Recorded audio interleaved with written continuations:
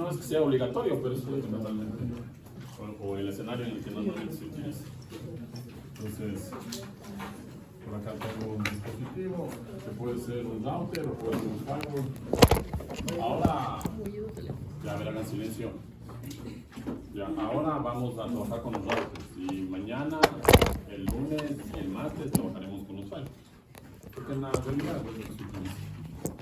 Ya, entonces, la idea es que intento yo pasar información de una red privada así mediante una red pública. Digamos que el cliente y el servidor. Entonces, hay varios mecanismos de seguridad que son básicos, ¿no? El primero vimos ayer que era la implementación de firewalls dentro de las redes corporativas. Porque si no implementamos un firewall, todo el tráfico estaría abierto, tanto en la entrada como en la salida. Una primera opción, ya no es tan usada, pero una primera opción sería utilizar las listas de control de acceso que ustedes estaban investigando. Entonces, pero como se dieron cuenta, es realmente bastante tedioso implementar toda una solución de seguridad a través de Access List. ¿Ya?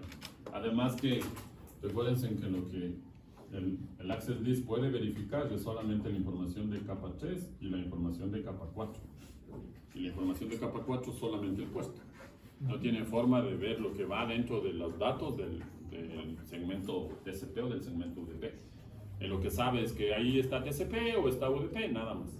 Pero no sabe qué va a llevar, o sea, que tranquilamente puede llevar un virus. Si es un puerto que está abierto, supongamos que está abierto el puerto 22 de SSH, digamos que está implementado SSH. ¿Ya? Entonces, ¿qué es lo que hace el Access List? Verifica que el puerto del que viene el paquete sea el puerto 22. Y la dirección IP del equipo, ¿no? Se me ocurre la 8.8.8.8, por poner el ejemplo. Entonces, dentro del equipo, lo que se hace es solamente verificar dos cosas. Primero, la dirección IP y segundo, el puerto en el que viene el paquete. Pero no tiene manera de verificar lo que viene al interior del paquete. Entonces, obviamente que no es una... De hecho, no es de las mejores soluciones. Otra vez han ido robando el marcador. ¿Dónde está? Ahí está. Tú te robaste.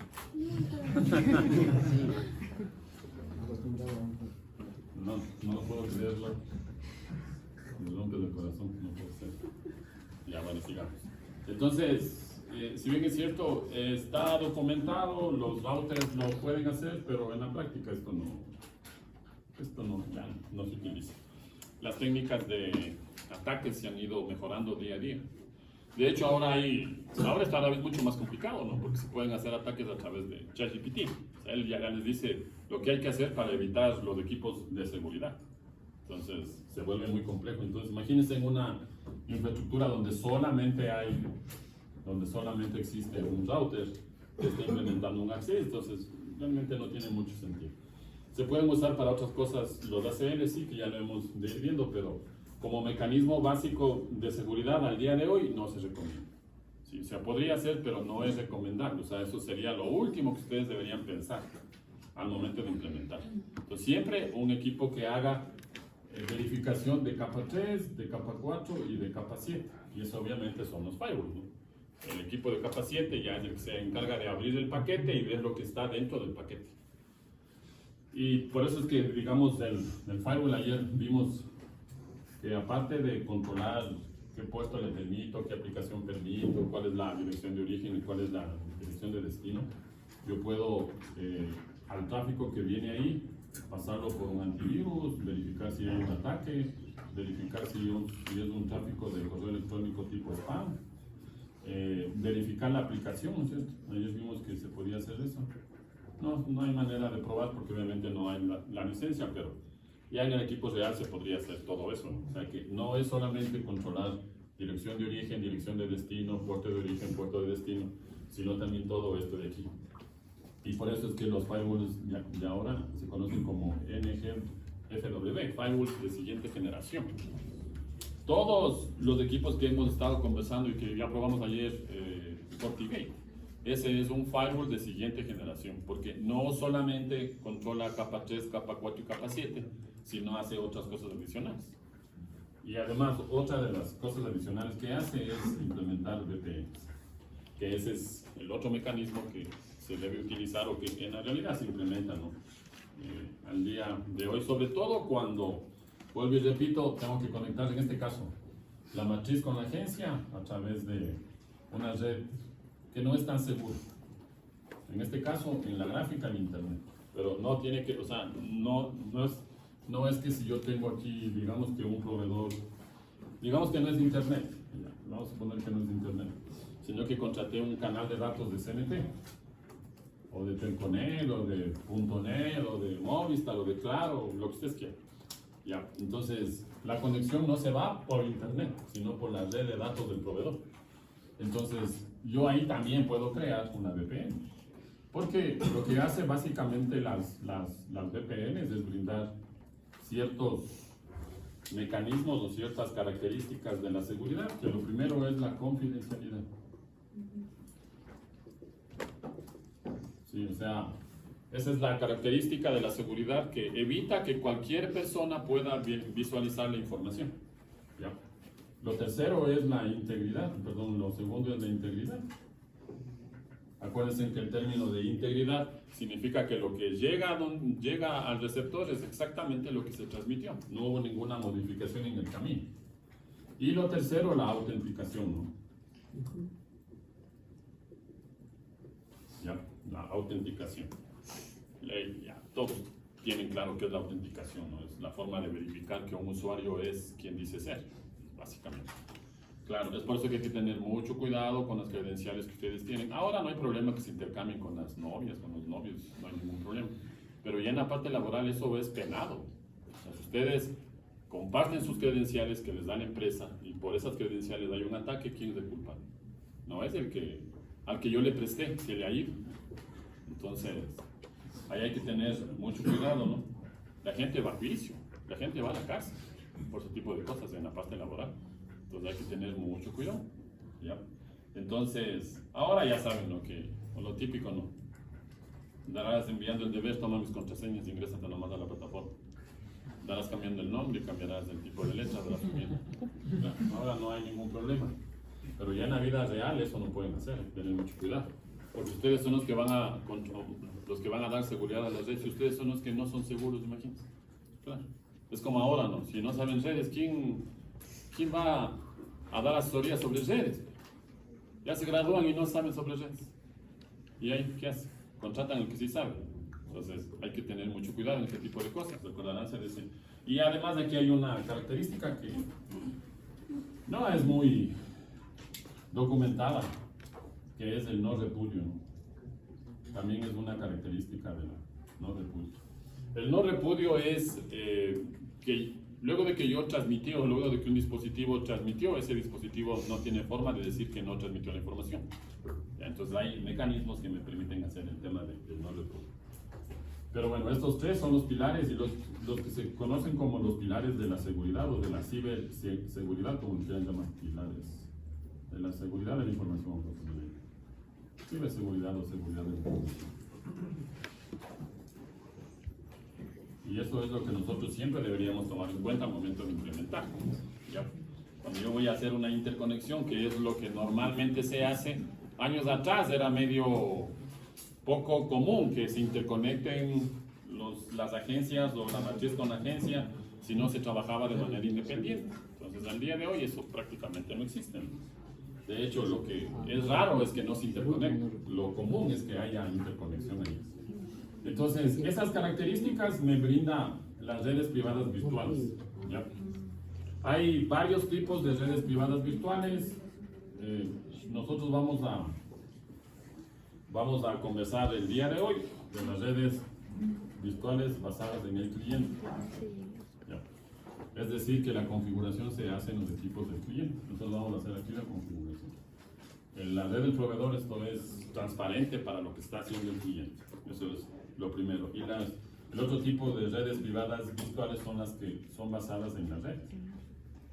O sea, ahí la configuración se hace en la infraestructura del proveedor. Aquí. Ya. Esto vemos del otro año, ahora fue del otro año, del otro semestre. Para algunos del otro año, ¿verdad? Ya no, Luis, se goza. ¿verdad? Si es que no estoy tan equivocado de la realidad. Ya, entonces esto vemos en la siguiente materia. Básicamente aquí hay VPNs, MPLS y EVPN, que es lo que en la práctica se está realizando. Y del lado del cliente hay algunas opciones.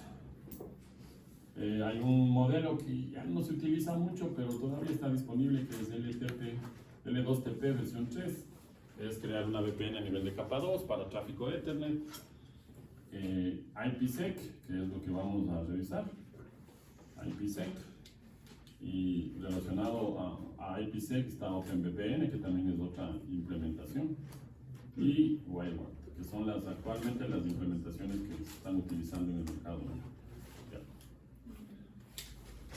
La primera es un estándar, es por eso que todos los fabricantes, absolutamente todos los fabricantes, implementan IPsec. ¿Ya? Y lo segundo y la segunda y la tercera opción son implementaciones de software libre.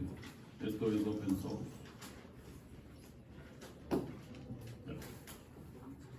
Entonces, algunos fabricantes tienen OpenVPN y tienen WireGuard, otros fabricantes no lo tienen. Por ejemplo, de los fabricantes que nosotros usamos, MikroTik tiene las dos soluciones. O sea que yo en MikroTik puedo implementar IPsec, porque obviamente todos tienen, pero también puedo implementar OpenVPN y puedo implementar WireGuard. ¿Ya? Según los expertos en este tema, este es el mecanismo de seguridad que actualmente es el más robusto y el de más rendimiento.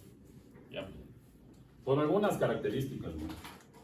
Primero, IPsec por la mayoría de las implementaciones utiliza mecanismos de encriptación de matemática de los años 70, de los años 80. O sea que son algoritmos que están más de 40 años en el mercado, muy buenos, todavía son muy buenos, todavía no ha habido forma en la que se pueda vulnerar. No es que no haya cómo, pero le tomaría muchísimo tiempo a la persona que intenta vulnerar una comunicación encriptada dentro de una VPN.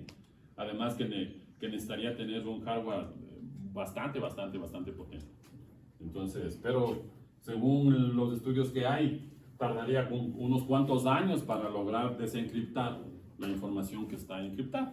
Entonces, más bien ahí los hackers como que no se meten mucho en el tema de las VPNs porque les tomaría demasiado tiempo y después probablemente que cuando llegan a descubrir ya se crearon, ya el cliente ya se dio cuenta de que le estaban hackeando y cambió los algoritmos y ya no va a poder hacer nada. Entonces como que no tiene mucho sentido. Esta es la implementación más liviana en cuanto a código, tiene apenas 4.000 líneas frente a las 400.000 líneas de OpenVPN, porque finalmente es un software, ¿no? Y frente a las 800.000 líneas que hay de IPsec. Por eso es que IPsec es el más pesado. Es bastante robusto, sí, pero es pesado. O sea, vuelvo y repito, no es cuestión de ir a la empresa y decir voy a hacer IPsec porque eso fue lo que vi en clase. Tienen que analizar. Muchas veces en lugar de resolver un problema pueden generar otro problema. Hasta antes que ustedes lleguen trabajaba de maravilla la red.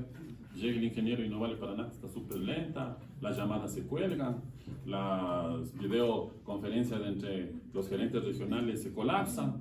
¿Quién es el culpable? ¿Por qué? Porque se aprendieron el comando y no entendieron para qué sirve. Entonces tienen que aprender a diseñar las redes basándose en todas las cosas que están aprendiendo.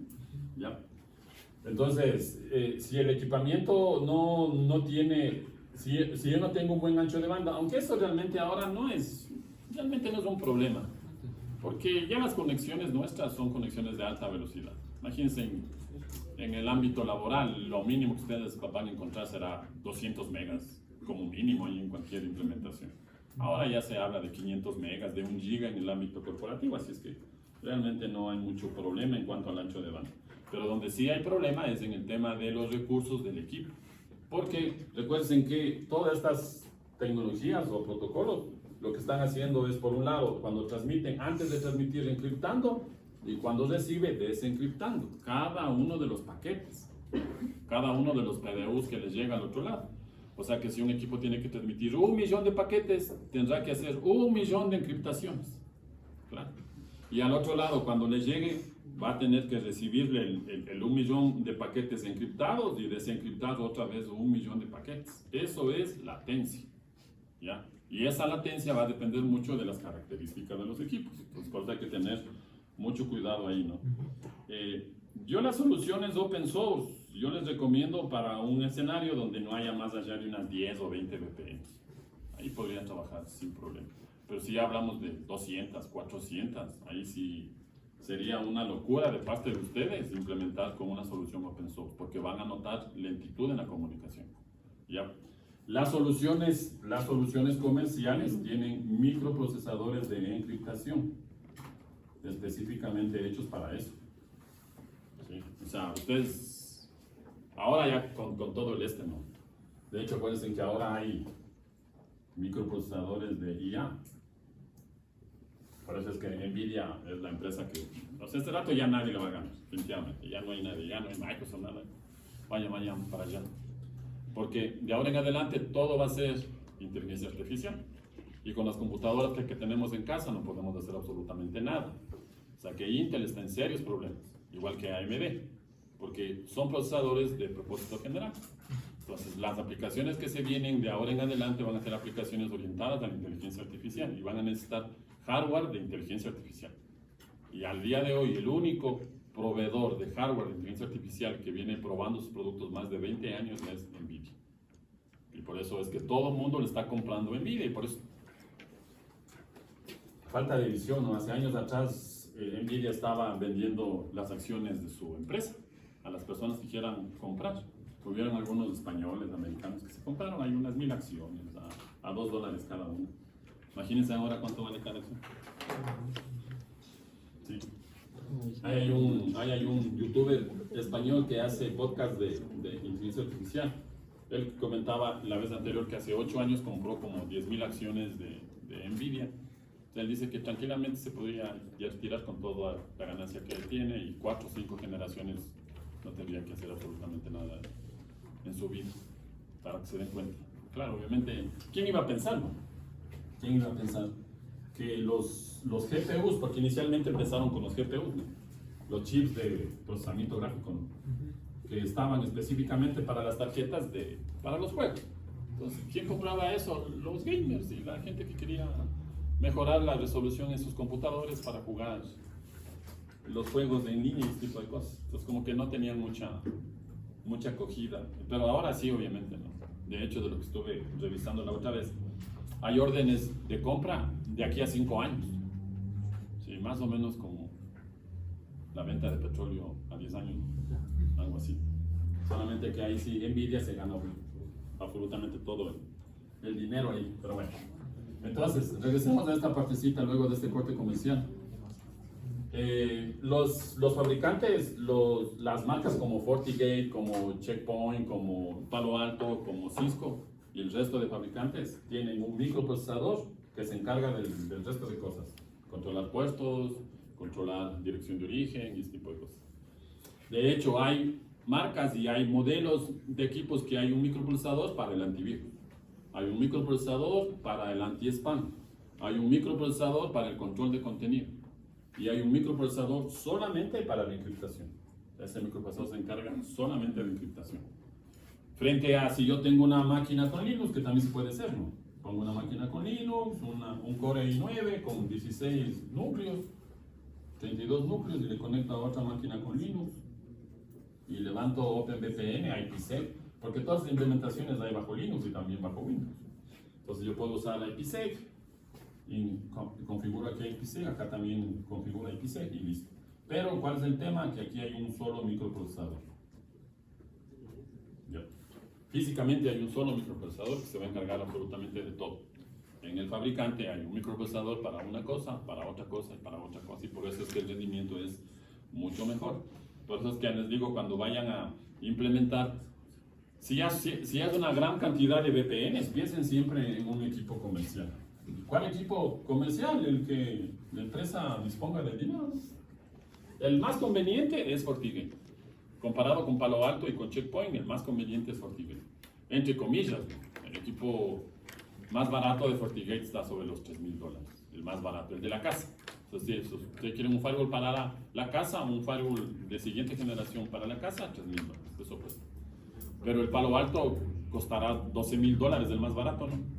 y el Checkpoint estará entre los 3.000 y los 12.000, o sea que probablemente unos 7.000. Cisco también es caro, Cisco estará en unos 6-7.000 dólares. Por eso es que FortiGate al día de hoy tiene un mercado muy grande en América Latina y en el mundo. O sea, después de Cisco, la siguiente certificación, la de FortiGate. A ojos cerrados, ¿sí? En el país y en Latinoamérica está empezando a ingresar a Palo Alto, porque ya saben que Palo Alto es el número 1 de equipo de seguridad en el mundo, de la tecnología, Palo Alto. Entonces, si yo sé que es el número 1, es como hace 20 años atrás tener una certificación Cisco, ¿no? O sea, uno cuando se presentaba con una certificación Cisco, obviamente el resto vaya para allá y venga usted, porque sabe de redes. Entonces ahora pasa lo mismo en el tema de seguridad. O sea, si llegas con una certificación FortiGate es muy bueno, pero si llegas con una Palo Alto es mejor. Y si llegas con las dos, venga de gerente. Sí. Ingeniero José, venga de gerente. Y no ha sabido hacer VPN. Entonces, no vale. Listo. Ya, ¿qué más? Bueno, vamos con lo de IPsec. Eso es lo que nos interesa realmente. IPsec es un framework, realmente es un conjunto, es un marco de trabajo, porque hay un número de protocolos que se utilizan. En principio hay dos protocolos, el protocolo AH, el protocolo ESP. Les actualicé, me imagino que no vieron, o algunos sí vieron, les actualicé las diapositivas como a las 11:30, porque estuve haciendo unos cambios ahí. Porque hasta el semestre anterior pensábamos que el overhead era constante, ¿se acuerdan? 44 bytes en modo túnel, 24 bytes en modo transporte. No es verdad. Tengo que ser sincero, no es verdad. Entonces me puse a revisar el RFC en profundidad y encontré algunas novedades interesantes que están plasmadas en el documento. El overhead depende, como debía ser obviamente, ¿no? El overhead va a depender de dos cosas: del algoritmo de encriptación y del mecanismo de integridad. De eso depende el overhead. Acuérdense que el overhead no es nada más que la cantidad de bytes que se adicionan al PDU de capa 3. Ya. Entonces, bueno, ya vamos a revisar eso. Pero bueno, regresemos a esta partecita. El protocolo H, Authentication Header, hace eso, permite hacer autenticación de la cabecera, nada más autenticación, o sea, protege de alguna manera la cabecera del paquete IP. Ya. Entonces, para eso sirve ese protocolo, desarrollado hace, de hecho, más de 30 años, ¿no? Más de 30 años, casi 40 años. Entonces, yo tengo mi paquete, porque acuérdense que no hace falta que les diga, creo que ya todos se dieron cuenta. Si es IPsec, es un protocolo de capa 3, obviamente, IPsec. IP seguro sería la traducción, o sea, sigue siendo un paquete IP. Versión 4, versión 6, no hay problema. Entonces, y aquí está la data. Ya. El protocolo H lo que hace es proteger el resto del equipo, nada más. Esto protege. Y la data queda totalmente desprotegida. Ahora, a nosotros, ¿qué nos interesa? No nos interesa la cabecera, obviamente, que nos interesa proteger los datos del usuario. Entonces, para eso está el otro protocolo, el protocolo ESP. Protocolo de encapsulación segura traduce eso, ¿no? Ya. Entonces, este protocolo, o este subprotocolo de la pila de protocolos de IPsec, este ya permite las tres cosas que habíamos dicho, ¿no? Confidencialidad, integridad y autenticación. Sí, eso es básicamente lo que hace el ESP, de los datos del usuario. Y de paso, de la cabecera. O sea que ahora tengo el paquete IP original. Ahí está el paquete original, aquí está la data original. Y estos se encapsulan, ¿no? Por eso hablamos del protocolo de encapsulación segura. Esto se encapsula en otro paquete. Y ese paquete es del paquete SP. Y esto todo está encriptado. Todo está protegido. Todo está protegido. Entonces, es por eso que es lo que normalmente se utiliza. De hecho, no he visto ninguna implementación ya real donde se use solamente AH. ¿Ya? Entonces, lo que normalmente usamos es ESP. ¿Se puede utilizar ESP y AH? Sí, pero ya no tiene sentido, ¿no? Porque si el protocolo AH protegía solamente esta partecita y el ESP protege todo, ¿para qué le voy a...? Si ya está protegido. Cuando venga la H, ¿qué vas a hacer? Ya está protegido. Anda, ¿sí o no? Vaya por donde llegó. Claro, ya con ESP se protegió todo. No tiene sentido. Ya, entonces, eso es lo que normalmente se hace, ¿no? Ahora, dime. ¿Al implementar ESP más H no tendría algún beneficio más o solamente? Claro, se protege la cabecera externa, pero a mí lo que me interesa es proteger la cabecera del usuario, ¿no? Y eso ya está protegido. ¿En qué caso se utilizaría solo para proteger? No he visto nunca un caso así. Yo al menos en los 20 años que llevo implementando estas cosas solamente he usado ESP. Entonces, la verdad que nunca he visto, está ahí, ¿no? Pero la misma gente de Cisco nadie usa. La misma gente de FortiGate. De hecho, en FortiGate ni siquiera hay el tema de H, creo que por ahí hay alguna opción medio escondida. Pero del resto, toda la VPN se hace en función del protocolo ESP, porque obviamente ya, eso es lo que nos interesa, ¿no?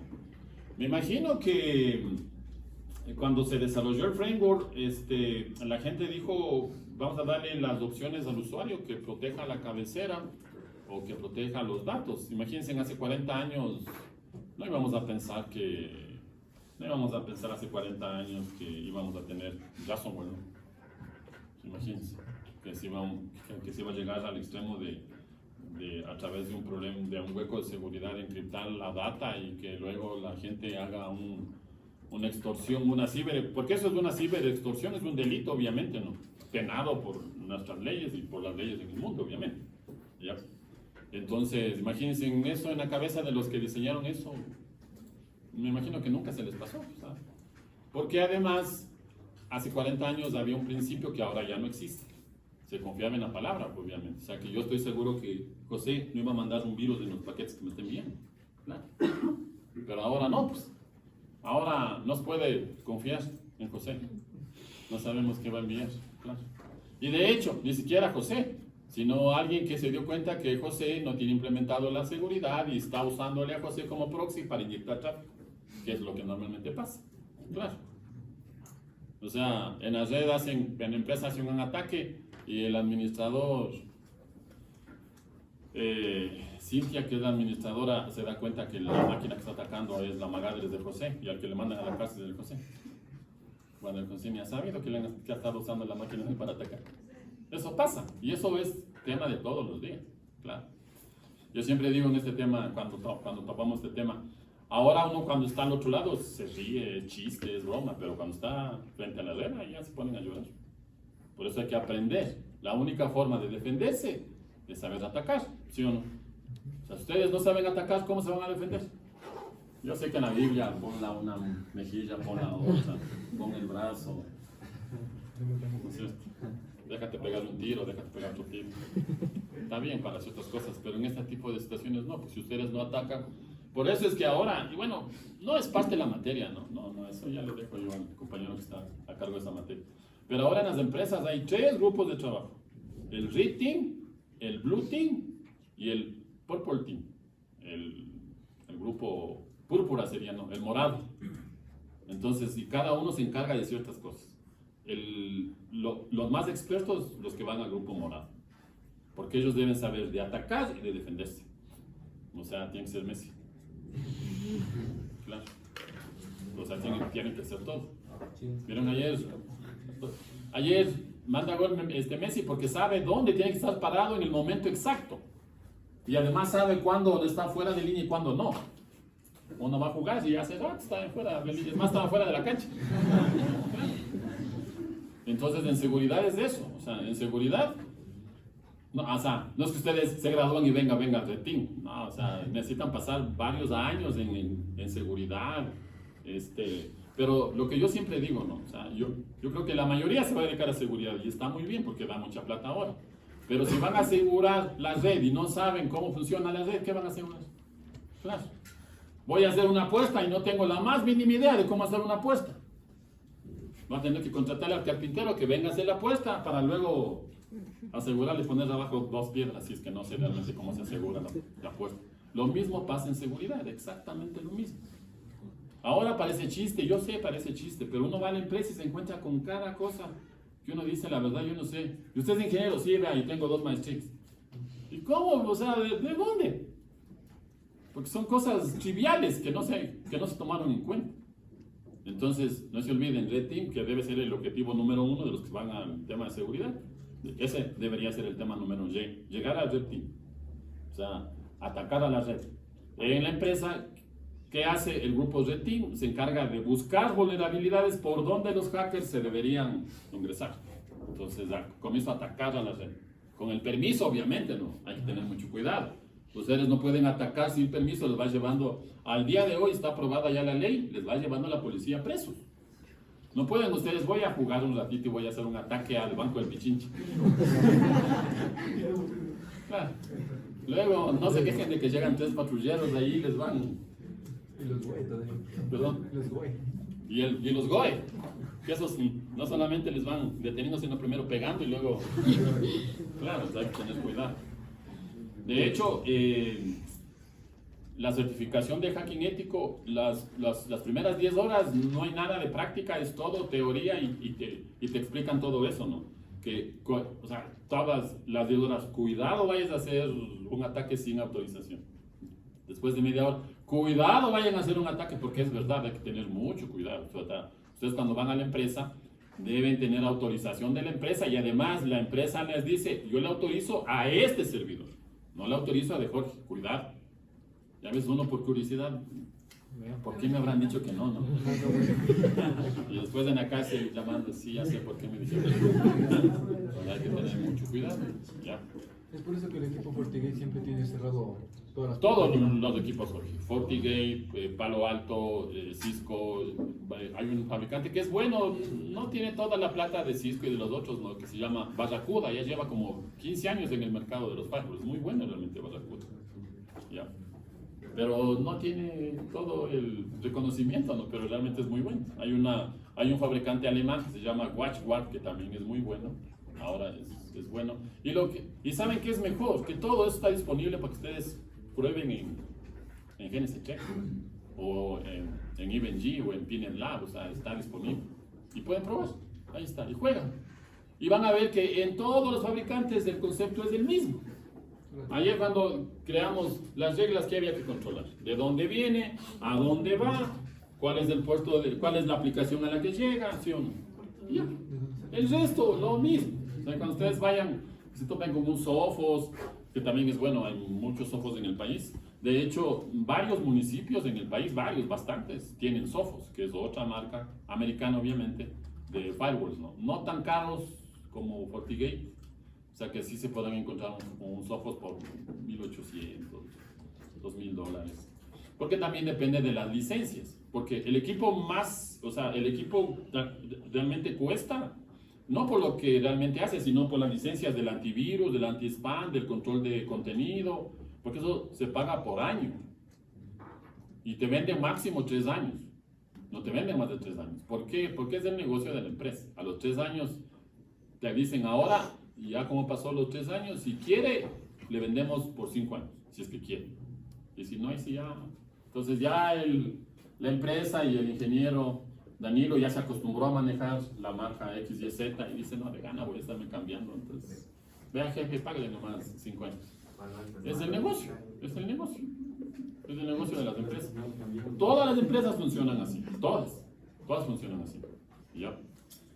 Entonces, digamos, MikroTik es muy bueno en el tema de firewall, pero no es un firewall de siguiente generación. No es un firewall de siguiente generación. O sea que ahí controlarás puestos, pero no harás nada más. Y te tocaría buscar otro equipo que haga exactamente lo mismo. Entonces ahí sí hay que pensar en ese tipo de cosas. Ya, ¿qué más? Vamos ahí. En ESP hay que definir tres cosas básicamente, ¿no? Lo primero es el algoritmo de encriptación. Lo segundo es el mecanismo de integridad.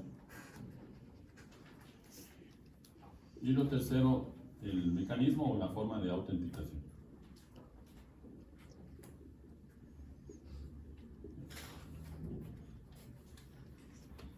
Entonces aquí tenemos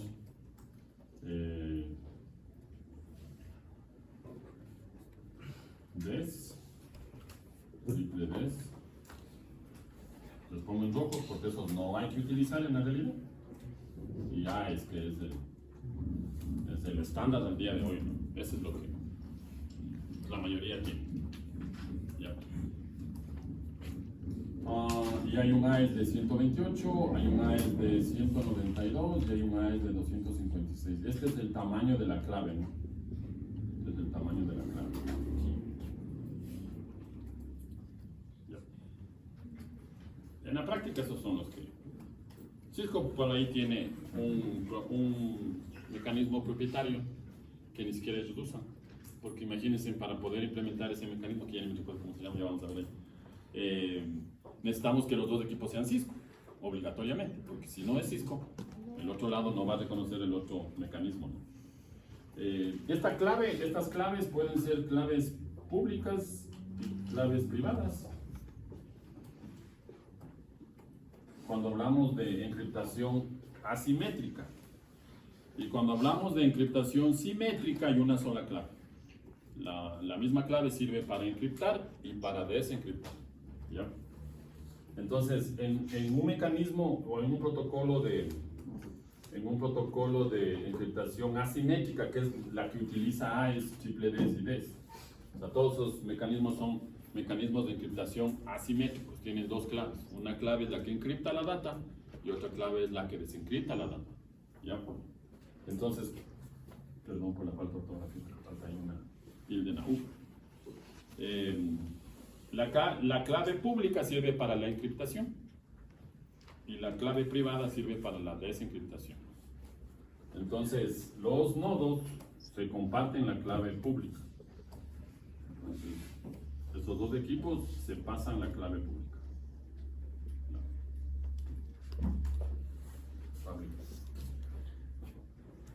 Y con un mecanismo matemático se construye a partir de esta información y información adicional, se construye la clave privada. ¿Ya? En los dos lados, obviamente, ¿no? Entonces, esa clave es la que se intercambia. ¿Ya? Se intercambia una clave. Ahí, en los algoritmos de encriptación, mientras mayor sea el número de bits que se utilizan para la clave, es más robusto, ¿no? Es mucho más robusto. Pero requiere mucho más recursos en el equipo. O sea, imagínense en el tiempo que le tomará a un equipo encriptar un carácter con 128 bits, a un carácter con 192 bits y a un carácter con 256 bits. Entonces eso obviamente le va a requerir mucho tiempo. Ya. Y ahora hay una versión, no todos los sistemas operativos lo tienen ya implementado, pero que se llama AES-GSM. Algunas implementaciones de software libre ya lo tienen instalado en sus aplicaciones.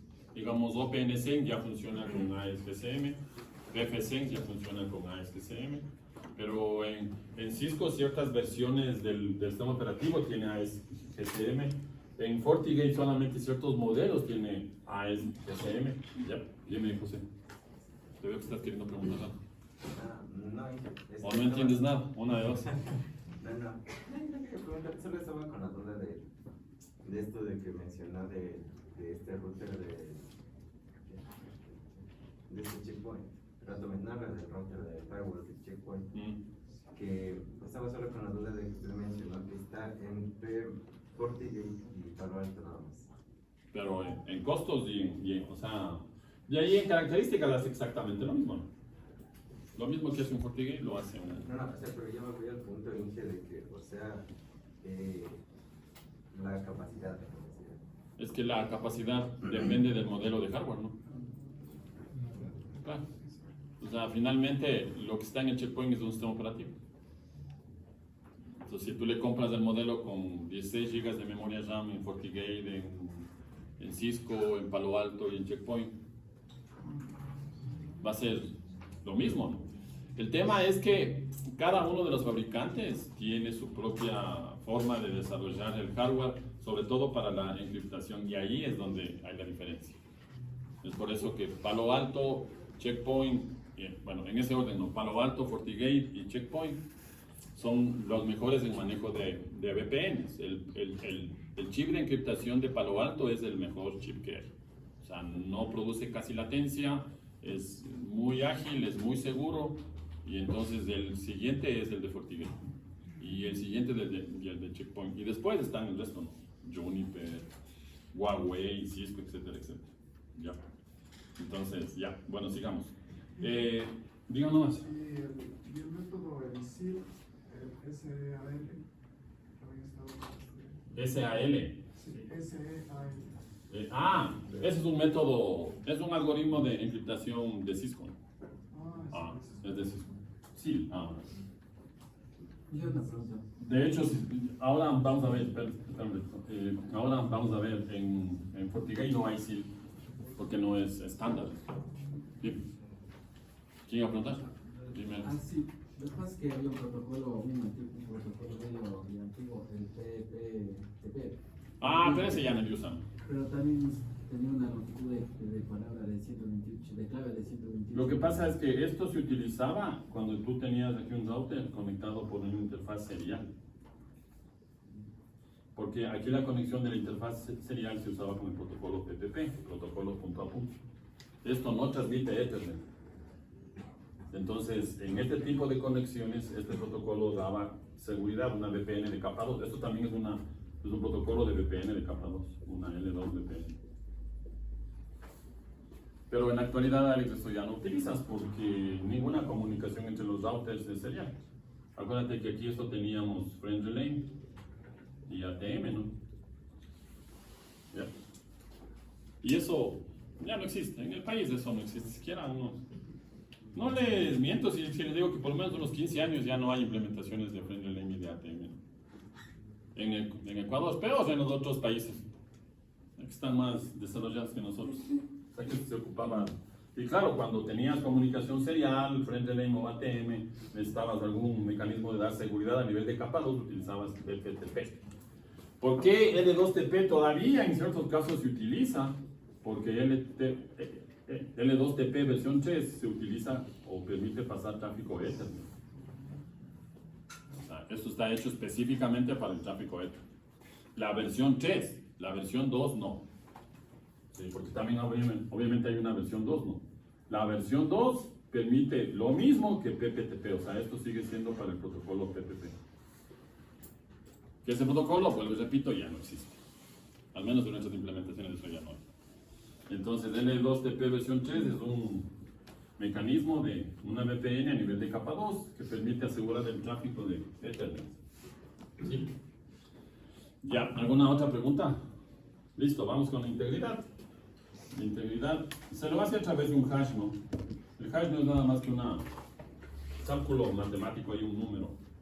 Hay dos formas de implementar el hash, MD5, que les pongo aquí con un asterisco porque eso no hay que utilizar. Eso es, se genera un hash de 128 bits. ¿Ya? 128 bits. Pero la matemática para crear el hash del MD5 es muy trivial. Es fácilmente desencriptable si lo queremos ver así. ¿Ya? Y luego está el SHA, algoritmo de hashing seguro, es la traducción de eso. ¿Ya? Entonces, esto genera un hash, la matemática, como se dan cuenta, la cantidad de bits no es realmente significativa, apenas 32 bits, ¿no? Sí, apenas 32 bits de diferencia entre el primero y el segundo. Pero la matemática sí es altamente significativa, o sea, la matemática del SHA no tiene nada que ver con la matemática del MD5. O sea, que sea, hasta el día de hoy es lo que se recomienda, ¿no?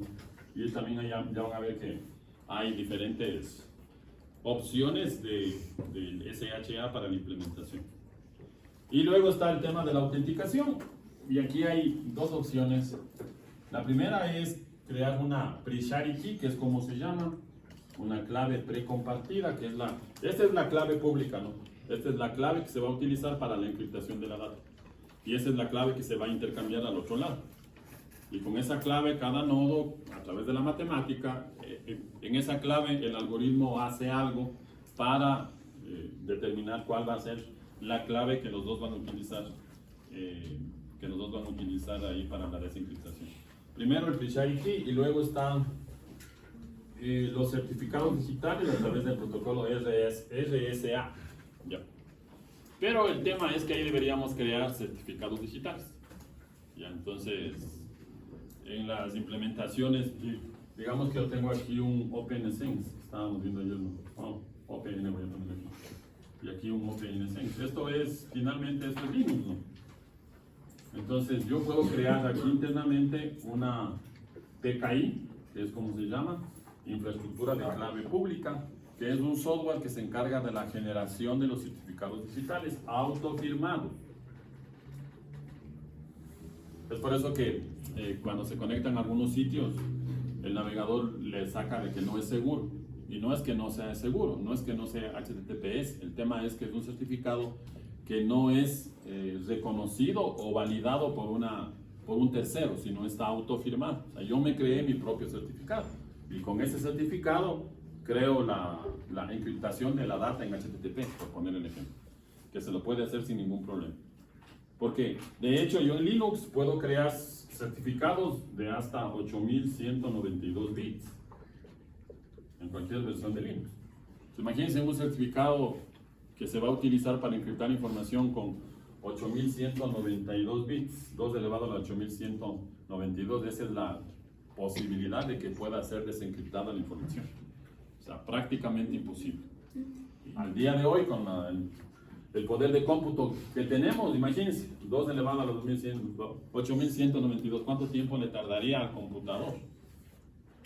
Unos cuantos miles de años, ¿no? Vean, si está comprobado que con el AES 128 son varios cientos de años la desencriptación de la información. Imagínense con este de aquí de 8192. ¿Cuál es el problema? El problema es que este certificado está autocreado y autofirmado por este dispositivo. Y lo mismo al otro lado. Entonces, cuando un usuario se conecta a este sitio por HTTPS, que es lo que normalmente se usa, el navegador va a decir no es seguro.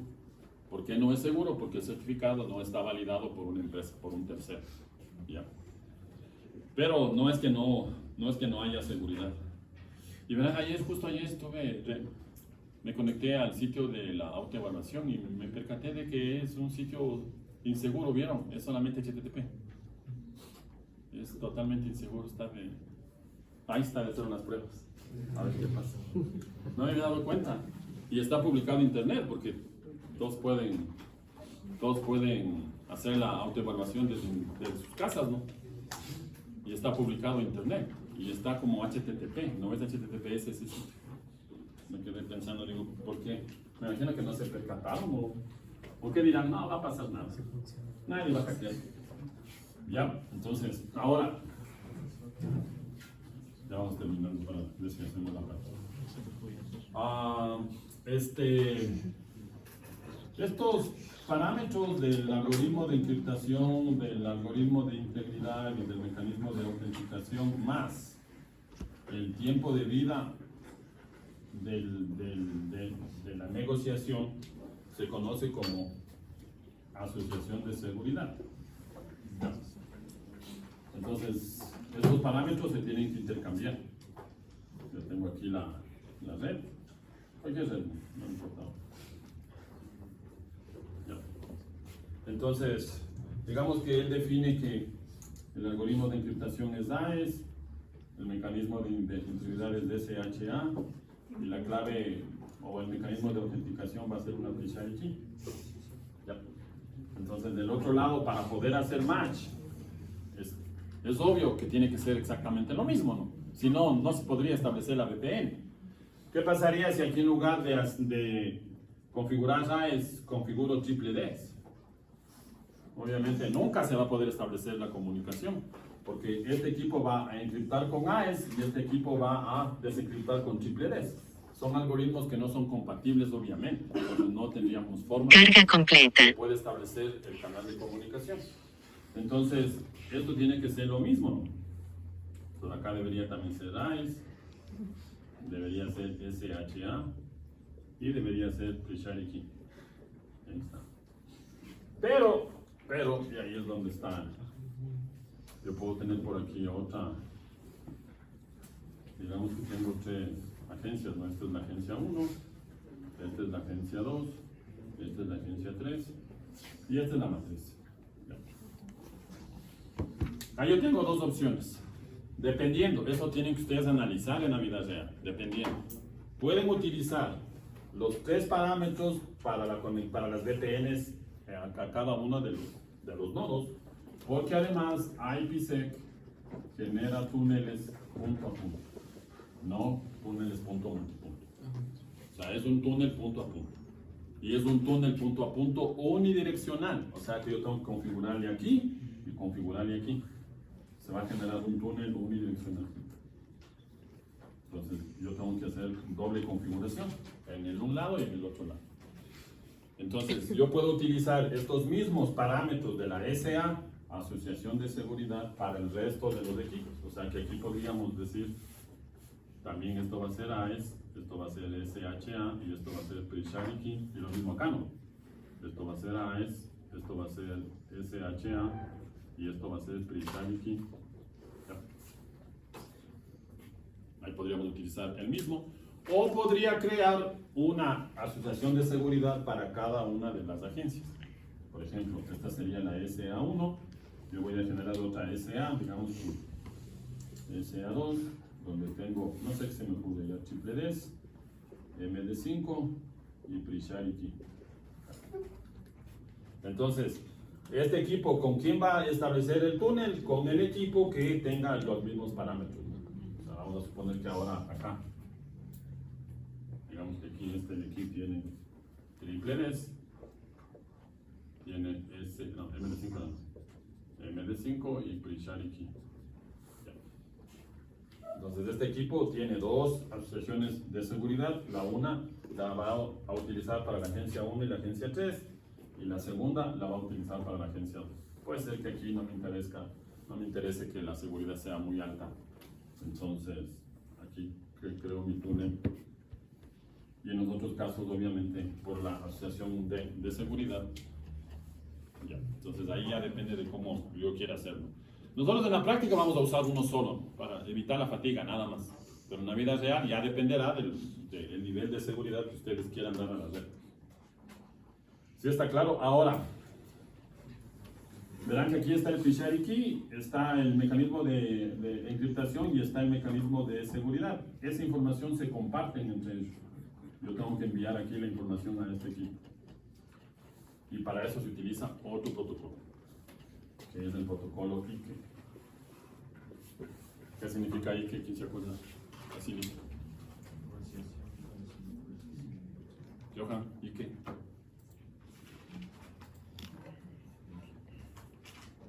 ¿Quién se acuerda qué es IKE? Intercambio de claves en Internet. Eso es, ¿no? IKE. Entonces aquí hay versión 1 y versión 2. La versión 2 es la más actualizada, pero la más común de utilizar es la versión 1. De hecho, esa es la que normalmente utilizamos. ¿Ya? Entonces, el protocolo IKE sirve para intercambiar esta información de aquí. ¿Ya? Esta información de ahí. Yo digo qué algoritmo de encriptación voy a utilizar, qué mecanismo de integridad voy a utilizar y qué mecanismo de autenticación voy a utilizar. ¿Ya? Está claro que si es que aquí voy a intercambiar esta información que es muy sensible, porque claro, si alguien dentro de la red, un atacante logra capturar esta información, ese atacante ya va a saber que el túnel se va a generar con AES, con SHA y con Pre-Charity Key. Y de hecho ahí va la clave, porque en esa información ahí va la clave que ya vamos a configurar. Entonces, no tiene sentido que este primer intercambio de la información que se conoce como la fase 1 de IPsec. Esa es la fase 1. La fase 1 de IPsec, que intercambia estos parámetros de aquí. Estos parámetros iniciales con los que se va a establecer la comunicación. Entonces no tiene sentido que ese primer intercambio vaya en texto plano. También tiene que encriptarse. Para eso utilizamos, ¿qué usamos, José? Vamos a ver si estudiar. Verán que yo les dije que les iba a tomar lección y no les he avisado, pero ya les he estado preguntando. Y gracias a Dios tengo buena memoria, entonces sé quién no ha respondido y quién tiene 0. José tiene varios ceros ya, está debiendo. El próximo semestre le cobro. ¿Qué significa mientras estamos en corte comercial? ¿O qué protocolos utilizamos ahí?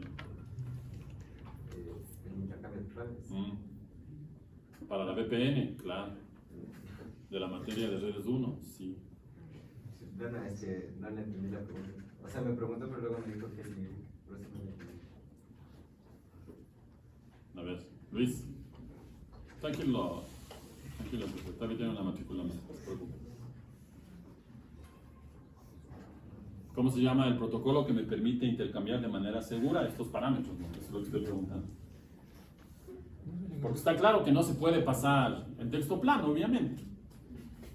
Se llama algoritmo de Diffie-Hellman, se llama eso. Esto se conoce como el algoritmo de Diffie-Hellman. Entonces, en el framework de IPsec hay 2 algoritmos de encriptación.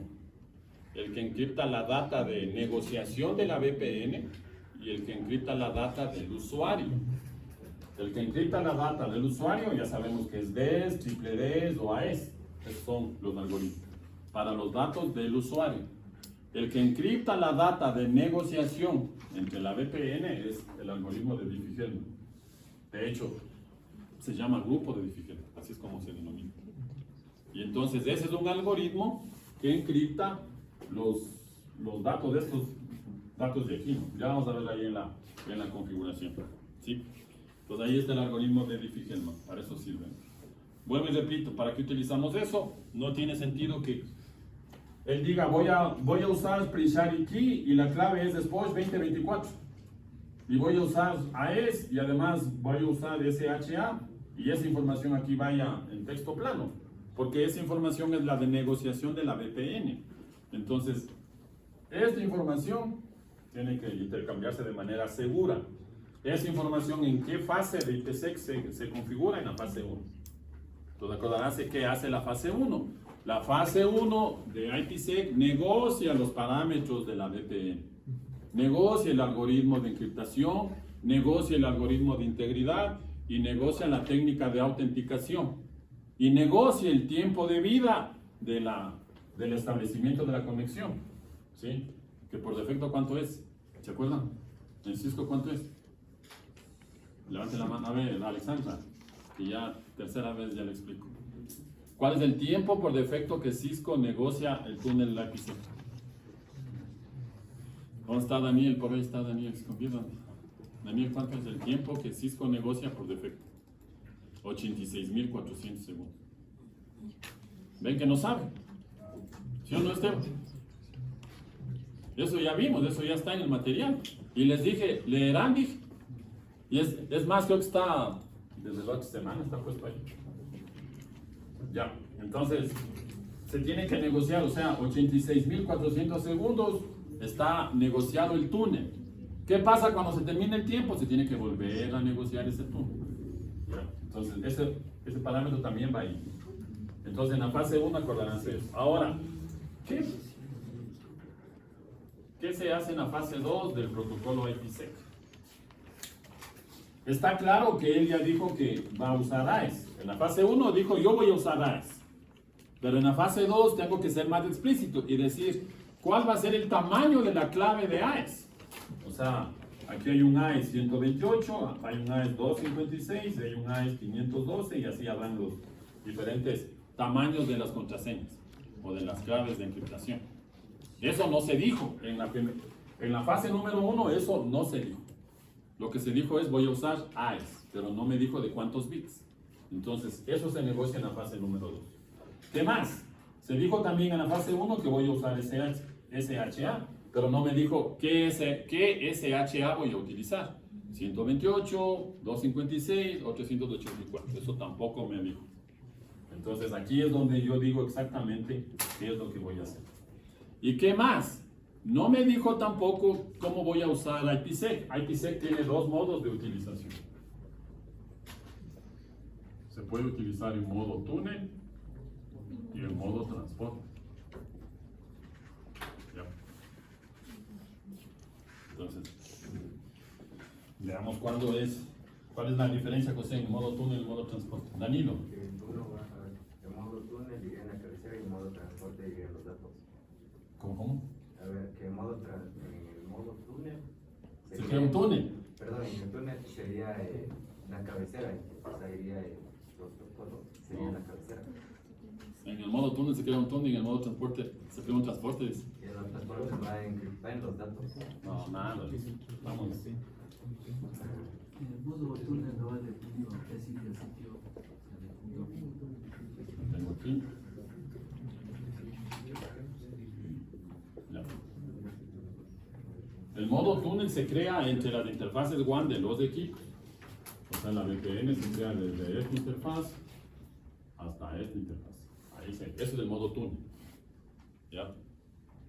Y el modo transporte es desde este dispositivo hasta este otro dispositivo. O sea, aquí se crea la VPN desde la LAN hacia la LAN. Aquí el tráfico, si uno aquí hace una captura, ahí va a encontrar tráfico encriptado. Eso se encuentra en modo transporte. Por eso es que la teoría dice que el modo transporte se utiliza normalmente para las VPNs de tipo acceso remoto. Acceso remoto. Por ejemplo, yo me instalo en mi celular una VPN y me conecto a mi servidor en la casa. Eso es modo transporte, porque se está generando en el dispositivo hasta el dispositivo final. Modo transporte. Pero si es el router de la Politécnica con el router de la UNACH para intercambiar información, eso es modo túnel. Por defecto, sí está claro. Ya. Por defecto se crea en modo túnel. Entonces, ¿por qué les digo esto? Porque eso también va en la fase número 2. Entonces, en la fase número 2 va, ¿qué tipo de AES voy a utilizar? ¿Qué tipo de SHA o de MD5, como ustedes quieran, voy a utilizar? Y el modo de IPsec que voy a utilizar, modo túnel o modo transporte. Por defecto, se crea en modo túnel. ¿Ya? Y después de que ha pasado esas dos fases, ahí recién se establece el túnel IPsec. Entonces, solamente, déjenme mostrarles solamente algo ahí a ver si podemos hacer la práctica. Vamos ahí. Por favor, emprendiendo el proyecto. A ver, veamos.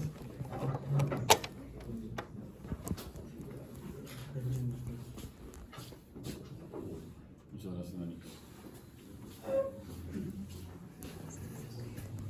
A ver. Veamos ahí. Estamos aquí, ¿no?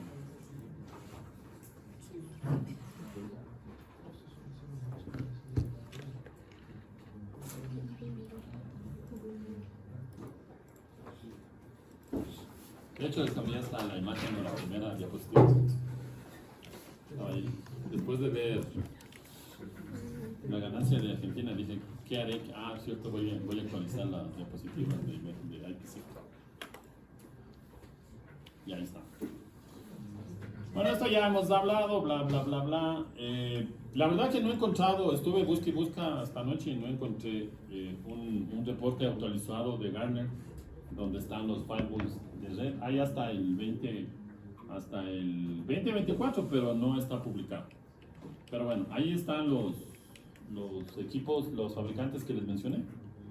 Palo Alto y Fortinet han estado peleando. Para algunos años primero ha sido Palo Alto, en otros años primero ha sido FortiGate. Me parece que creo que en el 2018 por ahí fue Checkpoint que estaba en primer lugar. Ahí están, pero esos son los líderes en este ámbito, ¿no? Y ahí están el resto de equipos, ¿no? Vean, ahí tienen Cisco, tienen Juniper, Huawei, la implementación de Alibaba Cloud. ¿Qué es Alibaba Cloud? Edgar, ¿dónde está el Edgar? ¿Sí vino? No, se ha venido. ¿Qué es Alibaba Cloud? Claro, pero ¿qué es? O sea, yo ya sé que Cloud es nube. Y Alibaba y los 299 ladrones. ¿Qué es Alibaba Cloud? Es la nube de China. Acuérdense que en China no hay Amazon, no hay Google Cloud Platform, no hay Microsoft Azure, no hay Oracle, no hay nada. No hay la nube de MATLAB, no hay nada. La única nube que existe en China, obviamente, ya saben. Ya saben que también China no tiene Facebook, no tiene Twitter, no tiene nada. Lo que tienen es TikTok. O sea que toda la información que ustedes tienen están alimentando los algoritmos de los chinos. Van a decir que no sabían. Sí sabían. Entonces, sigan nomás jugando en TikTok. De hecho, hay un estudio donde indican los problemas de seguridad que se van a presentar más adelante, porque desafortunadamente o afortunadamente los ingenieros chinos le dieron al clavo con una red social que es bastante adictiva, es la traducción, ¿no? ¿Sí? De hecho, hay estudios psicológicos donde mencionan que se considera como una siguiente versión de la cocaína, a ese nivel. Porque claro, me imagino que ustedes no, pero hay personas que dicen que se pasan 26 horas al día en TikTok. O sea, ni siquiera duermen y se comen las 2 horas del siguiente día, para que tengan una idea. Pero bueno, ese no es problema, ¿no? Ya es el problema es que toda la información se está alimentando. Claro, toda la información que ustedes ponen en Facebook se alimenta en los servidores de Facebook. Todo lo de WhatsApp está en los servidores de WhatsApp. Todo lo de Telegram está en los servidores de Telegram. Y ahí se sacan el aire entre ellos viendo quién tiene más poder, el uno con el otro. Pero bueno, sigamos. Y ahí están el resto de cosas, ¿no? Que eso ya no nos interesa. Bueno, un poco hay detalle. Esto las VPNs que hemos conversado. Ahí vean, no hay solamente IPsec. De hecho, vamos a ver solamente un puntito de todas las opciones que existen para implementar VPNs. Próximo semestre veremos DMVPN, GetVPN, MPLS VPN, VPLS, VPWS, L2TP, BRF. Por eso es que les digo que hay muchísimo material. Ahora tienen próximo semestre tienen 8, solamente del tema de VPNs. Claro, imagínense. Entonces, pero claro, el principio general es IPsec. O sea, si se entiende claramente que es IPsec, ya lo otro es de menos. Esto ya hemos hablado, bla, bla, bla, bla, bla, y tiene todo. Estos dibujitos me descargué del material de Cisco. Ahí están, ¿no? Que de hecho, si algo hay que felicitarles es que hacen bonitos sus dibujos. Claro, tienen ingenieros pagándoles unos cuantos miles de dólares para que dibujen. Tienen que ser algo bonito. Claro, imagínense si se perdieron unos cuantos cientos de millones de dólares en IGRP para que nadie use IGRP. Entonces, vamos a pagar unos cuantos para que usen al menos los dibujitos. Ahí están. Bueno, esto ya hemos conversado, bla, bla, bla. Aquí está la confidencialidad, ahí están los mecanismos, ahí estamos las claves, del tamaño de las claves más específicas. Vean, DES es una clave muy simple de 56 bits. De hecho, creo que me olvidé, creo que estoy seguro que me olvidé, pero hay un ataque que se detectó el año anterior para las VPNs que tienen DES y triple DES. Por eso que se recomienda no usar DES y triple DES. Ahora, no se debe usar, pero en FortiGate, en la licencia que tenemos, el único algoritmo que está disponible es DES. Ni siquiera triple DES, sino DES. Pero para el laboratorio está bien, ¿no? Es para entender cómo más o menos estará ahí en el equipo. Y ya, dime. Una duda, por ejemplo, el sistema Pegasus. En este caso, por ejemplo, los firewalls, ¿cómo le detectarían? Es que los firewalls no detectan. Por eso es que se logran. Por ejemplo, Pegasus es, por ejemplo, uno cuando se filtra el Pegasus, se filtra el celular. Claro. Se le puede activar la cámara y el micrófono. Claro. Entonces, Claro. Pero en este caso, el firewall, ¿qué pasa? Claro, porque ¿qué hace? ¿Qué crees que hace Pegasus para que el firewall no le tome en cuenta? Utiliza puestos legales. Claro. O sea que esa es una forma legal de...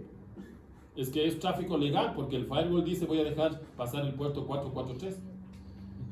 Si ahí va, si ya te dicen no dará clic en el enlace porque dice que se ganó la lotería y das clic, no es culpa del firewall, es culpa de la capa 8. Los que todavía creen, el abogado Colombo dice que venga para darle visa de 10 años y con sueldo de 30,000 y la gente da clic ahí. O esos anuncios que ahora salen, no presto plata de 40,000 en adelante y la gente pregunta, yo necesito de mi información.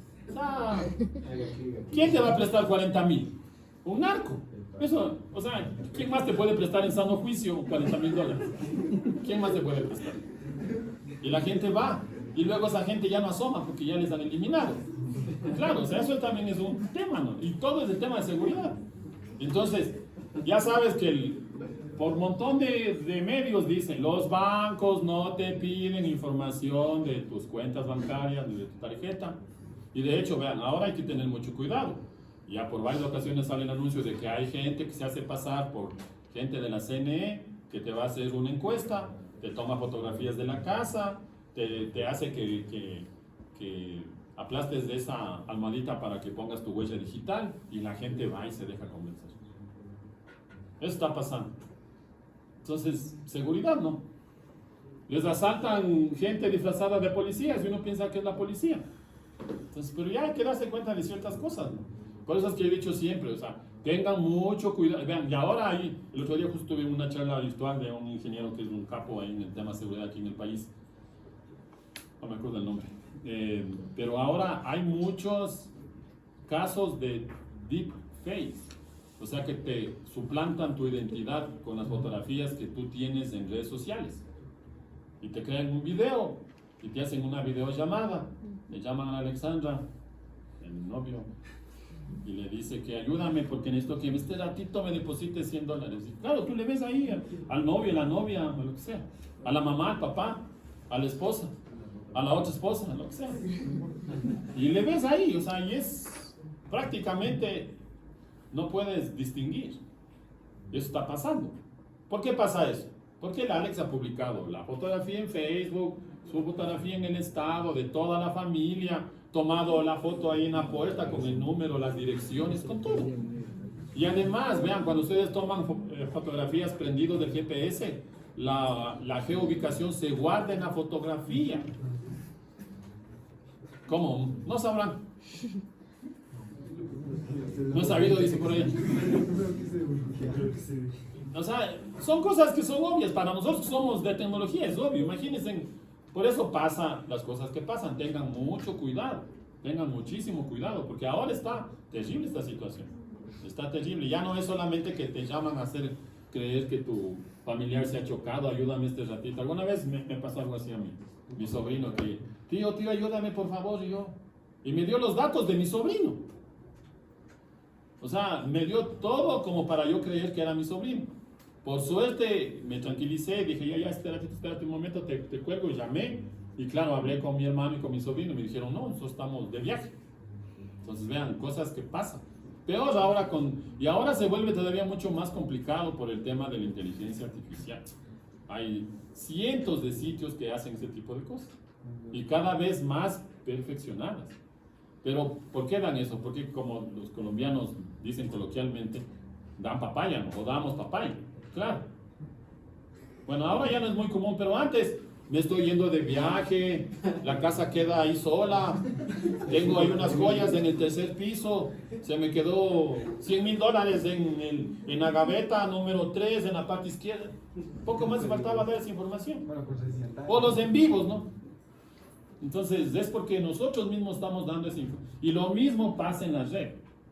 Tienen levantado Slack para todo lado. O tienen prendido el DHCP hasta en las tomas que nadie utiliza. Y después se quejan de que, ¿qué pasaría si han ido robando la información de la gerencia? Claro, o sea, si ustedes mismos no controlan eso, por eso lo que uno hace en su vida virtual, lo hace en la vida laboral. O sea, hay que tener mucho cuidado, claro. Entonces, regresando a lo que preguntaba José, el tema es que ese tipo de cosas se encapsulan en tráfico legal. Puesto 443. Entonces el firewall, ¿qué dice? Es 443. Y de hecho, me abro el paquete y veo que va adentro. Esto es una página web. Y es la página web del esposo. Pues está bien que pase nomás. Pero dentro de eso, y al final habrá un código que es el que. Por eso hay que implementar, vean, el tema de seguridad no es un equipo, es toda una tecnología y una metodología completita, desde el punto final. Ahora se habla mucho del tema de las soluciones XDR, que la idea es que los sistemas de detección de intrusos y los sistemas de prevención de intrusos, antivirus y firewall estén en el lado del cliente y además estén en la red. Hay una herramienta poderosísima aquí que se llama Wasu, buenas la herramienta.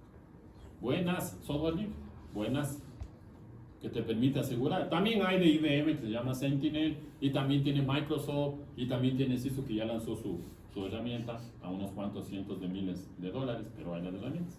Entonces, pues, ustedes tienen todo. Y además tienen ChatGPT. O sea, tienen todo. Prácticamente todo. Y así es que les atacan a las redes, porque obviamente ya ustedes querían probar qué se siente cuando le atacan a la red. Claro. Entonces, antes era un poco el mercado como que limitado y había el tema de que las soluciones open source no eran tan buenas para ciertas cosas, ¿no? De hecho, Wazoo está considerada la plataforma número 1 como sistema de análisis y detección de tráfico malicioso.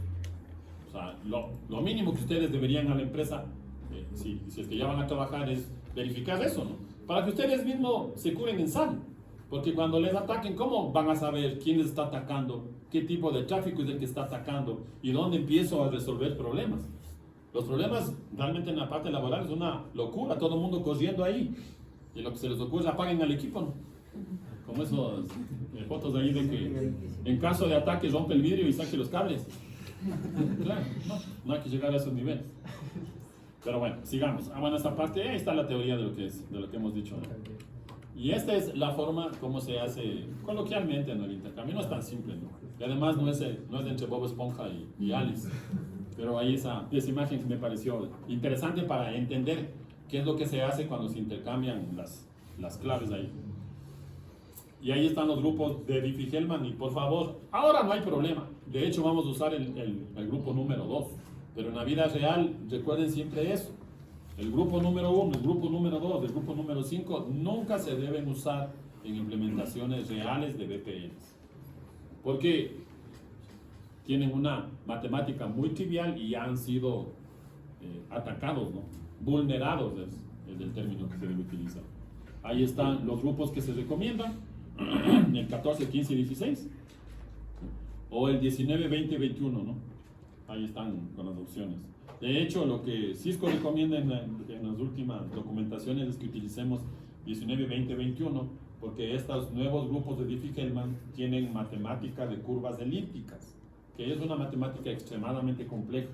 Entonces va a ser muy complicado que se logre desencriptar. Acuérdense, ¿para qué usamos Diffie-Hellman? Para el intercambio de los parámetros de la fase 1.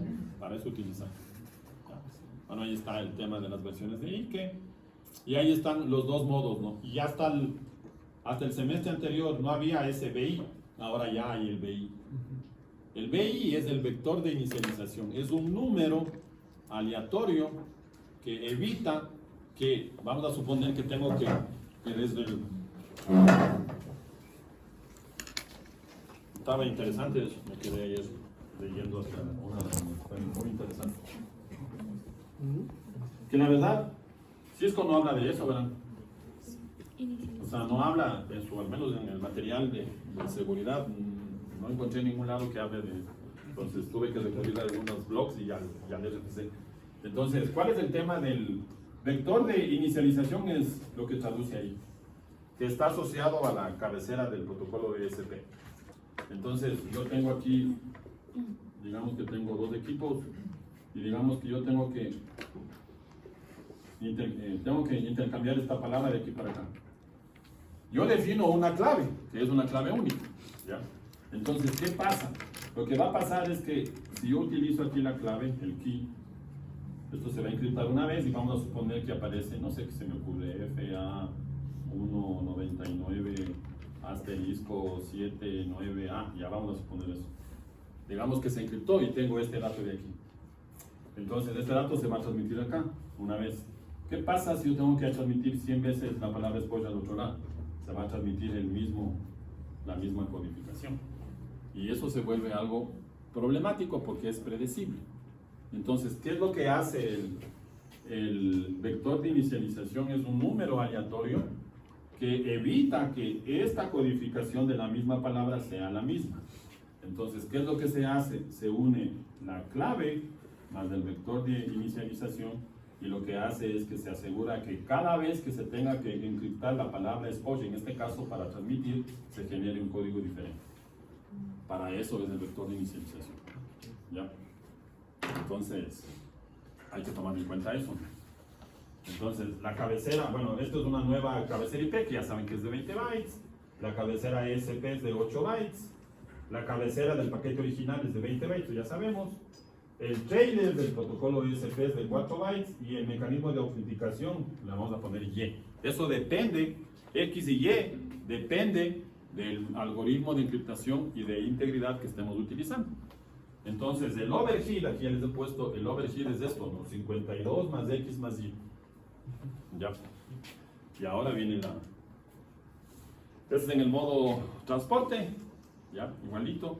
Aquí ya no hay una cabecera, si se dan cuenta, con relación a lo anterior, no hay dos cabeceras IP. ¿Sí? Hay una sola cabecera IP, que es la cabecera original. ¿Sí? Ahí está, vean, la cabecera original. Hay una cabecera IP que es la original del paquete, la cabecera SP, el vector de inicialización, los datos, el trailer y el mecanismo de autenticación de ESP. Y ahí el overhead es 32 más X más Y. ¿Cuánto vale X y cuánto vale Y? Es eso de ahí. X, que es el vector de inicialización, depende. Si es DES y triple DES, vale 8 bytes. Y si es AES 128, 192 y 256, es 16 bytes. Eso sería, habría que ir sumando ahí los valores que ustedes tienen. Y Y, que es el tema de la autenticación, si es MD5 o SHA1, que es la opción básica de SHA, son 12 bytes. Si es de SHA 256 es 16 bytes. Si es de SHA 384 es 24 bytes. Y si es de SHA 512 es 32 bytes. Ahí habría que sumar e ir viendo y ahí está lo que les acabo de mencionar aquí. De hecho, esto saqué del RFC.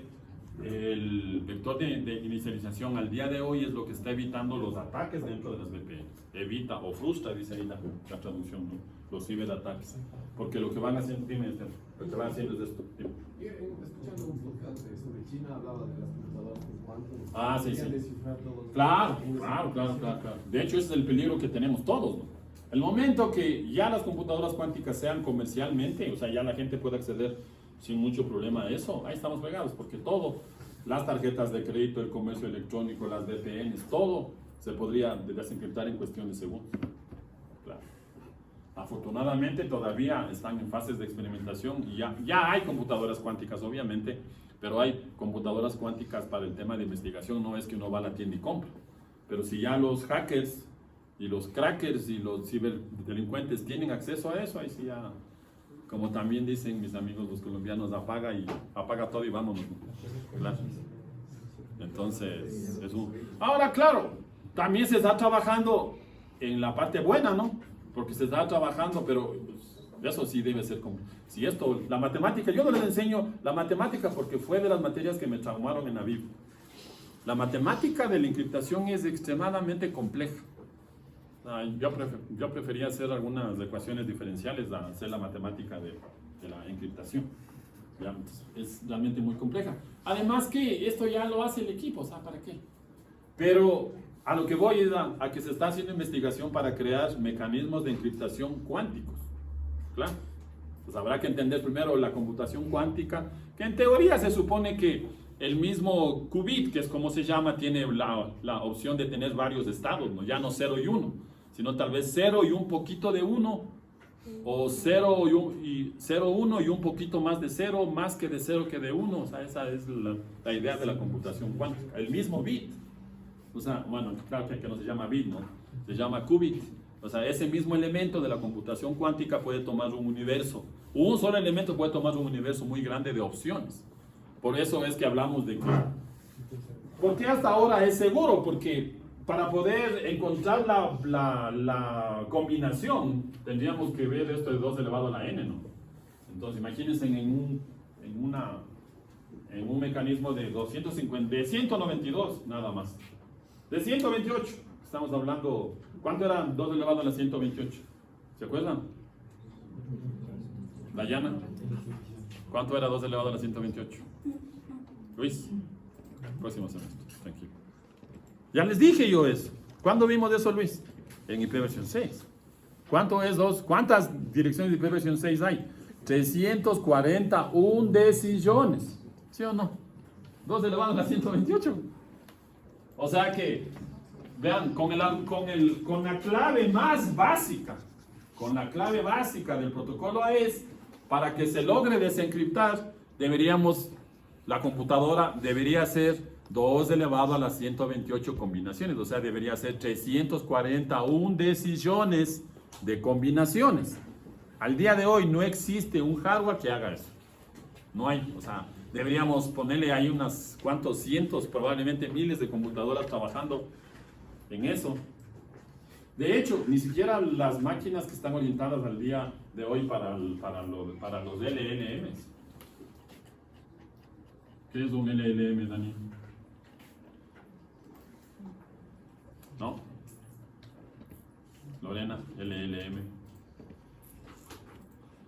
Eso es lo que está basado en ChatGPT, ¿no? Y el resto de inteligencias, Gemini y este tipo de cosas. Modelo de lenguaje largo traduce eso, ¿no? O sea, ese es el modelo de inteligencia artificial que hace que ustedes le pregunten a ChatGPT qué va a tomar el profesor de redes y les diga, probablemente con la información que me das, que es medio ceposo. Trata de poner José, profesor de redes de la Politécnica, medio ceposo. Entonces, por eso tenemos ahí, ¿no? LLM, para hacer eso. Entonces, regresemos a esto, ¿no? Actualmente todos los computadores, de hecho el computador más poderoso del mundo sigue manejando bits, o sea que debería empezar a hacer, pero verán que usa esta clave por cada PDU, o sea que yo envío, ¿cuántos bytes envío? 1500 bytes, ¿no? De datos. A nivel de la capa de aplicación, ¿cuántos datos envío de usuario? Si es IPv4. Daniel. No puede ser 1500. 1500 desde el MTU. O sea, ¿cuánto? En esos 1500, ¿cuánto va de datos, Jessica? ¿Cuánto va de datos del usuario? Sería 1500. Calculen en el peor escenario, ¿no? ¿Cuál es el peor escenario? Que van a usar TCP con IPv6. Eso es el peor escenario. Claro. Estamos hablando de 60, ¿no? Claro, sería el peor escenario. El mejor escenario sería IPv4 con UDP, que es apenas ¿cuánto? 28. Claro, 20 de IP, 8 de UDP. Y el peor escenario sería la mayor cabecera a nivel de capa 3 y la mayor cabecera a nivel de capa 4. 20 más 40, 60. Menos 1500, ¿cuánto tengo de datos? 1440, ¿no? O sea que realmente envío 1440 bytes de datos. Esos 1400 bytes de datos se convierten en otro código con un valor de 128 bits. Una cadena de 128 bits. Con la matemática va generando. ¿Qué va a obtener aquí? Va a obtener una cadena de 1440 bytes. Pero estos bytes ahora ya están encriptados. Claro. Bueno. No, claro. Entonces, para lograr desencriptar esto, ¿qué hay que hacer? Encontrar esta combinación, pues obviamente. La combinación de 128 bits. ¿Cuántas combinaciones hay? 2 elevado a la 128. Que eso es 341 decisiones de posibilidades. ¿Se acuerdan que cuando vimos esto de 64 había una cantidad enorme? Entonces, ¿qué computador actualmente puede hacer eso? Ninguno. No existe. Y verán que hay 128. Entonces, como el ingeniero Johan dice, no, por si acaso, ya ven, alguien medio vivo, 256. 2 elevado a la 256, ya no sé cuánto será. La verdad que no sé cuánto será. Pero debe ser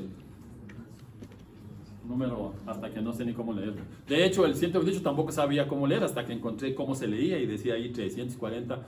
Ahí, cuando hice el curso, fue la primera vez que escuché del undecillón. Ya me sabía hasta cuatrillón, quintillón, sextillón y nada más. ¿Está por ahí? ¿Cuánto? 1.15 elevado a la 77. Ahí está, eso es 2 elevado a la 256, ¿no? Imagínense, si 340 decisiones no es posible. Entonces, por eso es que es seguro. Claro. Sí, está claro. Ya, entonces acordarán de esa partecita de ahí, ¿no? Y además, verán, atención a eso, es 2 elevado a 341 decisiones sin tomar en cuenta el vector de inicialización. Sí, Oscar, sin el vector de inicialización. Porque eso estamos hablando de que es solamente esa partecita, no hemos tomado en cuenta el vector de inicialización. O sea, adicional a la clave de 256, se genera un número aleatorio de ¿Cuánto es 16 bytes? Multipliquen. 16 por 8. 8 por 6. 48. Escribo el 8 y llevo 4. 4 no. Se me olvidó de multiplicar. ¿Se dan cuenta? Pues que yo les dije cuando empezaron los primeros, mis amigos que les veo por primera vez, que les voy a demostrar que no saben las tablas. Y del 2, ¿sí o no? 2 nomás, 2 elevado a la 121. ¿Ya? Entonces, ¿realmente de cuánto es? Porque ahora la nueva clave, ¿cómo se genera? Se genera por la clave del protocolo o del algoritmo. En este caso, A es 256 más el vector de inserción de 16 bits, ¿no? 16 bytes.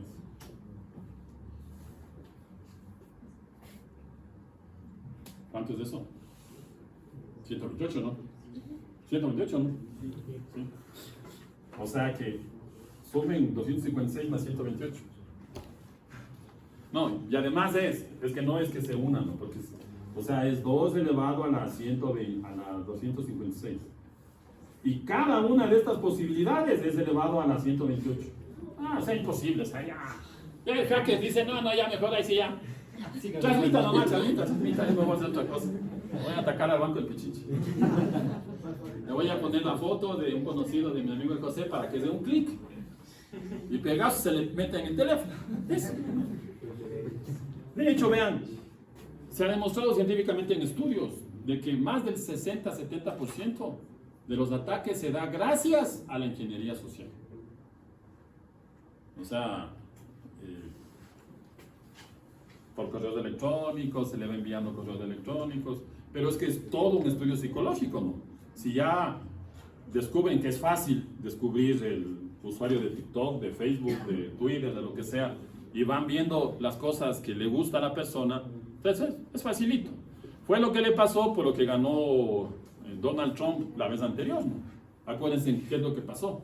De hecho, el otro día estuve viendo el reportaje, ¿no? El mayor hackeo de la historia de la tecnología fue el triunfo de Donald Trump como presidente de los Estados Unidos. ¿Por qué? ¿Qué hizo esa empresa de analítica de datos? ¿Qué hizo? Cogió toda la información de los posibles votantes y se fue dando cuenta qué cosas le gustaba escuchar a la persona. Entonces, si tú eres una persona a la que está preocupada de la delincuencia y un montón de cosas más, el candidato viene y te dice, yo te garantizo que vas a tener seguridad. Entonces, ¿qué haces? Votas por el que, al menos de los que analizas, es el que te da más seguridad, ¿no? Fue lo que pasó. Y lo mismo pasa en ingeniería social. De hecho, en certificación de seguridad hay cursos completos solamente de ingeniería social para que se den cuenta. Es tan simple darse cuenta, vean, encontrar toda la huella digital es extremadamente simple porque nosotros vamos poniendo información en las redes sociales. Sabemos quiénes son los familiares, quién es el papá, quién es la mamá, cuántos hermanos tiene, cuántos sobrinos tiene, cuántos nietos, las novias, los novios, las cuentas, todo, absolutamente todo. Entonces es facilito. El pana parece que compra siempre con Diners. Le voy a mandar un mensaje con los logos de Diners. Si ha ganado tal cosa, por favor, dé un clic y llene la encuesta. Phishing, facilito. Y la gente llena. Entonces, pero bueno, regresemos a esto, ¿no? Vector de inicialización. Fue aprobado, el RFC se aprobó en el 2020. O sea, ahí se estableció el RFC del vector de inicialización. Pero se supone que se venía utilizando. Y cuando se empezó a utilizar, también estuve revisando unos papers ahí, se empezó a utilizar cuando ransomware empezó a crecer de manera exponencial. Porque, claro, ya la VPN era segura. Ya, pero ¿por qué no darle un poquito más de seguridad? Y ese poquito más de seguridad es 128 bytes más, 128 bits más, ¿no? Ya soy ahí, sí, ya. Acordaránse de la tablita. No se olvidará. Esto como deberían acordarse dos cosas. La tablita de los bits, de 128, 64 y así, y esa tablita de los valores de X y Y. No está tan complicado. Ya. Y bueno, ahí el tema de y ahí está la configuración. Bueno, ya vamos a empezar a hacer la configuración ahí. Algunas cosas que hay que hacer ahí en la configuración. Pero bueno, básicamente, ¿qué tenemos que hacer? Creo que si nos alcanza, no, ya no nos alcanza. Pero bueno, ¿qué hay que hacer? Definir la política de seguridad, la política IKE, Ya vamos a hacer esto. Esto está en el equipo Cisco, ¿no? Pero lo bueno aquí en el equipo Cisco es que lo que hace el Cisco, hace el Juniper, hace el Huawei, hace el Vaio, o sea, es bastante similar. ¿Ya? Entonces, tenemos que definir una política. Ahí está, vean un ejemplo de la política.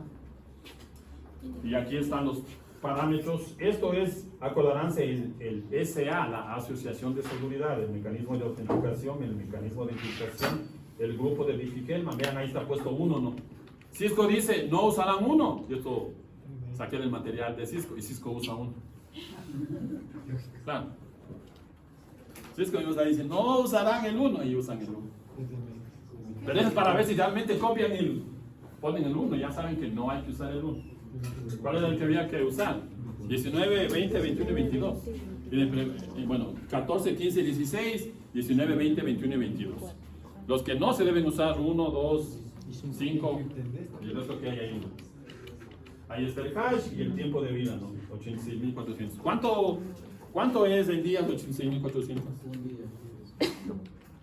Ahí está. Listo, ahí están las opciones de los mecanismos.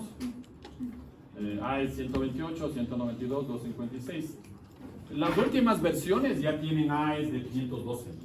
De hecho, hay versiones que ya tienen el AES GCM. Perdón, ESP GCM, ¿no? ESP GCM. ESP GCM cumple las dos funciones, hace tanto integridad como encriptación.